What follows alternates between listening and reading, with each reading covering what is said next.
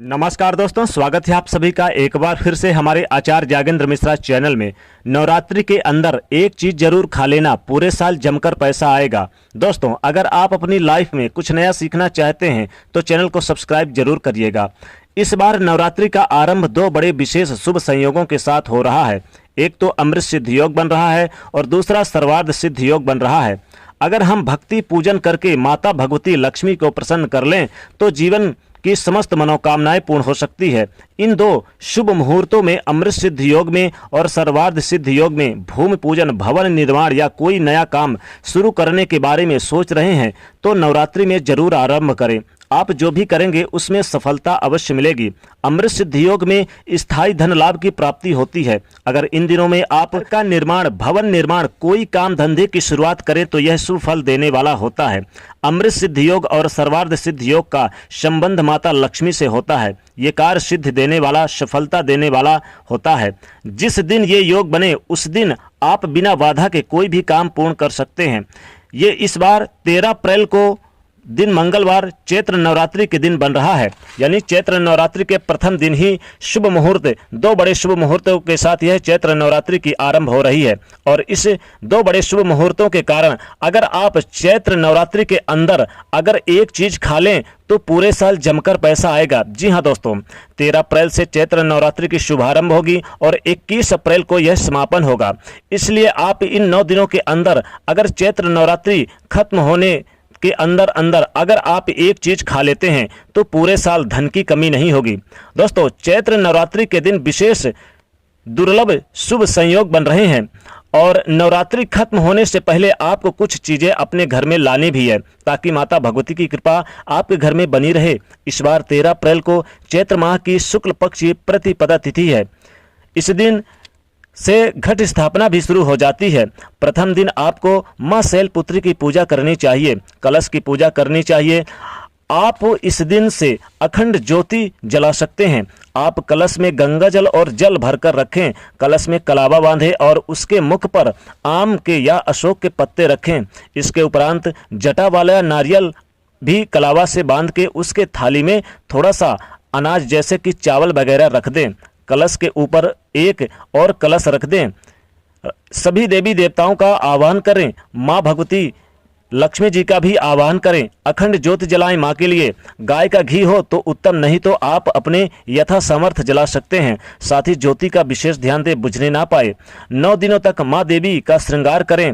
श्रृंगार में चोला, लाल पुष्प, फूलों की माला, हार, नए नए वस्त्रों से माँ का श्रृंगार करें और सुबह शाम विधिवत उनकी पूजा करके आरती करें, उन्हें भोग लगाएं। उसके बाद आपको फलाहार करना चाहिए। भोग में अगर आप भगवती दुर्गा माता को अगर आप फल फूल जैसे कि लाल फल में अनार वगैरह भी चढ़ा दें और उसके बाद उसका सेवन भी कर सकते हैं। अगर आप व्रत रखते हैं तो फल वगैरह सेवन कर सकते हैं और ये फल आपके लिए बहुत ही शुभ फल रहेगा। जी हाँ दोस्तों, मेवे भी आप चढ़ा सकते हैं, मेवे का भी सेवन कर सकते हैं। मेवे खा लें इस दिन तो पूरे साल जमकर पैसा आता है। व्रत में नमक नहीं खाना चाहिए, सेंधा नमक ना खाएं। सेंधा नमक खा सकते हैं लेकिन सेंधा नमक से अच्छा है कि अगर आप फलाहार ही करें तो ज़्यादा बेहतर है, लेकिन सेंधा नमक का उपयोग कर सकते हैं। एक बार फलाहार भी रह सकते हैं। फलाहार अगर संभव ना हो तो एक बार शाम को भोजन करने के बाद, यानी कि पूजा करने के बाद भोजन भी कर सकते हैं। इस दिन चंद्रमा मेष राशि में रहेंगे और देर रात सूर्य भी मेष राशि में आ जाएंगे, इसलिए ये अद्भुत संयोग बन रहा है।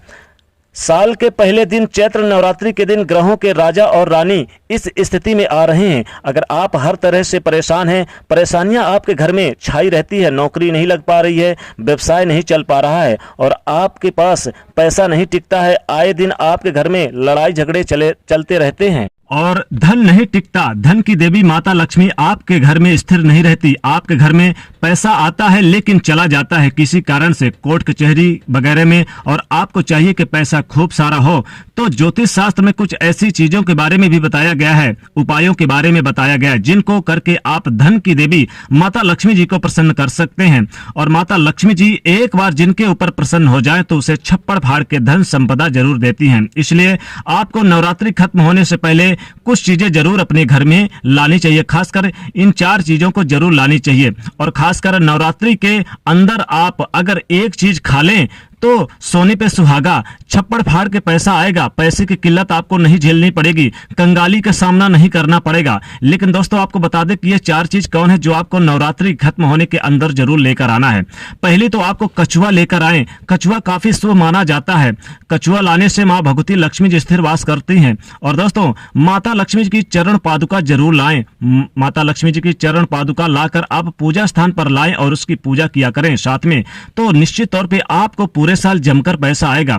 और दोस्तों आपको एक चीज और, यानी कि जो 7 घोड़े होते हैं, दौड़ते हुए घोड़े, आपको फोटो या तस्वीर लेकर आनी है और आपको अपने मुख्य घर के दरवाजे पर भी टांग देना है। गणेश और माता लक्ष्मी जी का चाहे चांदी का सिक्का लेकर आए या फोटो लेकर आए, इस दिन तो निश्चित तौर पे आपके घर में कभी भी पैसे की किल्लत नहीं झेलनी पड़ती। इन 9 दिनों के अंदर, यानी कि नवरात्रि खत्म होने के अंदर अंदर जरूर ये 4 चीजें लाए। इनमें से कोई भी एक चीज लेकर आए। लेकिन दोस्तों हमारा टॉपिक आज का है कि एक चीज जरूर खा लें ताकि पूरे साल जमकर पैसा आए। दोस्तों नवरात्रि के अंदर आप भगवती मां दुर्गा को फल जरूर चढ़ाते हैं, जैसे कि आप अनार, अंगूर वगैरह सब कुछ चढ़ाते हैं, सेव चढ़ाते हैं।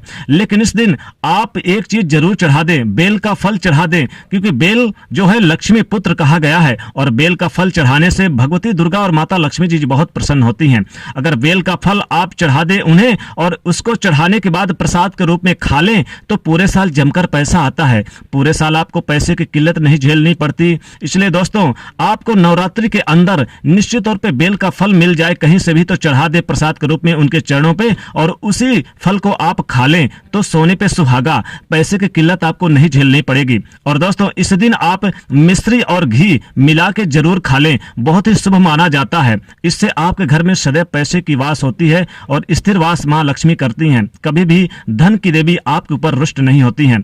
अगर आप चाहते हैं कि नौकरी आपका नौकरी में प्रमोशन हो और पैसा खूब सारा आए तो मां भगवती और मां दुर्गा माता को निश्चित तौर पे इन 9 दिनों के अंदर आप उन्हें, यानी कि मेवे में पंच मेवे जरूर चढ़ाएं। जैसे छुहारा चढ़ा दें, किशमिश, काजू इस दिन चढ़ा दें, बादाम चढ़ा दें।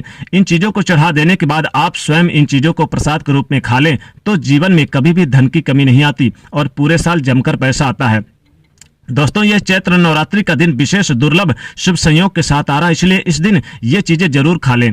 दोस्तों अगर आपको चाहिए कि पूरे साल आपके पास धन का स्रोत बनता रहे तो निश्चित तौर पे आप काला अंगूर या हरा अंगूर जरूर लेकर आएं। यानी कि लाल अंगूर मिल जाए तो बहुत अच्छा, लेकिन अगर काला और लाल ना मिले तो आपको हरा अंगूर लेकर आना है और प्रसाद के रूप में इसे भी खा लेना है। अगर आप लगातार 9 दिन खाते हैं तो जीवन में कहते हैं धन की कमी कभी नहीं होती। माता लक्ष्मी जी धन की स्रोत आपको आए दिन देती रहती हैं, जिसके कारण आपके जीवन में धन संपदा आता रहता है। आप जमीन प्रॉपर्टी की खरीदारी कर सकते हैं और पैसा कितना भी आपने छुपा के रखा हो कहीं ना कहीं से एडजस्ट करके फिर प्रॉपर्टी वगैरह खरीदी कर अपना इंतजाम कर ही लेते हैं। जी हाँ दोस्तों, तो निश्चित तौर पे आपको चैत्र नवरात्रि के अंदर ये चीजें जरूर करनी है ताकि आपके ऊपर माता लक्ष्मी जी सदैव प्रसन्न रहे और माता भगवती जी। लेकिन दीपक जरूर जलाएं इस दिन, 9 दिनों तक लगातार दीपक जलाएं। इस दिन अगर ऐसा करते हैं तो भी भगवती आपके ऊपर प्रसन्न होती हैं। तो दोस्तों चैत्र नवरात्रि खत्म होने के अंदर अंदर आपको जरूर ये एक चीज खा लेना है और पूरे साल इससे जमकर पैसा आएगा। जी हाँ दोस्तों कमेंट्स बॉक्स में सच्चे दिल से जय महालक्ष्मी अवश्य लिखें और जाते जाते वीडियो को लाइक जरूर करें। नए तो चैनल को सब्सक्राइब करें और इसे शेयर करिए। जय महालक्ष्मी।